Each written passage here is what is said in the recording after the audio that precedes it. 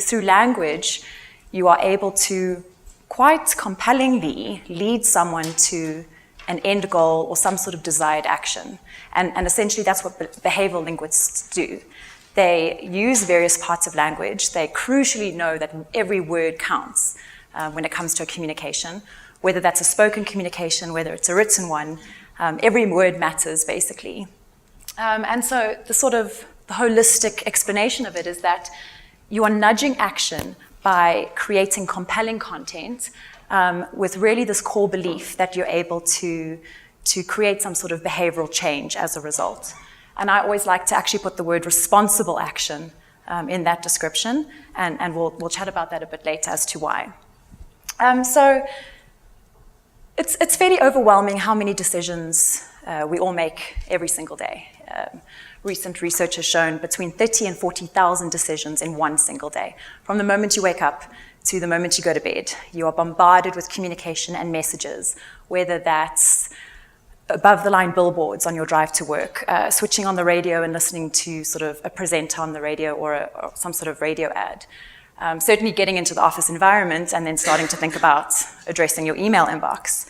On every single given day, there are 1 billion emails that are sent. And I'm sure I speak for most of us when I say you feel like all those emails are coming to you.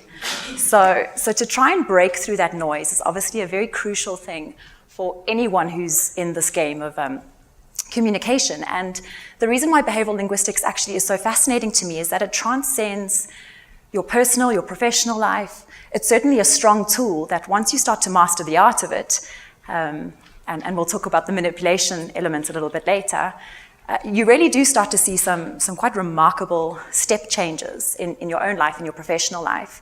And it's certainly a framework that can be applied across any industry. So back to these decisions.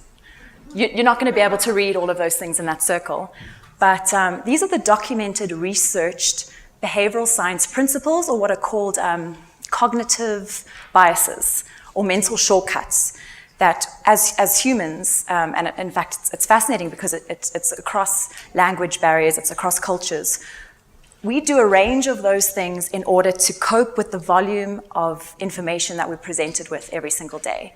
And based on that circle is how we make our decisions.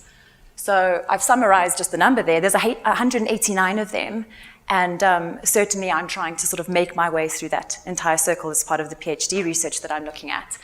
But behavioral linguistics tries to almost start with that, to say, look, we know that people battle to make decisions. We know that people make irrational decisions. That's a sort of central tenet to behavioral economic theory.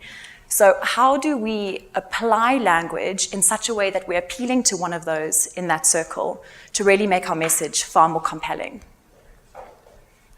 So this is how we start by doing it. It's a very easy summarized approach. It's called the 3 C's. And the 3 C's are content, contact, and context. And what's so crucial here is that you're thinking about your language and the words you're using and how you're going to frame that message. But at the same time, you're thinking about who's receiving the message from a target audience point of view. And of course, the more you know about that target audience, the more personalized you can be, which in itself is very nudgy. And I'll get back to this word nudgy. In fact, I'll probably mention it a few times today. And then the final one, which contributes to the sort of interplay of behavioral linguistics, is context. Timing your message and how you're delivering it. And this is probably my favorite example of the 3 C's coming together in a very special way. I spent some time in New York earlier this year and during summer. And if any of you have been on a subway, whether it's New York or any of the other major cities, when it's hot, you experience exactly this. And I was standing in front of this and too much information, definitely perspiring, read this message, and it just really grabbed me that the content was so compelling. I was the perfect contact, and the context of it being during summer, obviously during a time when it's super warm, and then obviously this was a message to say, well, rather sweat at one of, I think it's Fiji, one of these amazing destinations that hotels.com can convince you to visit.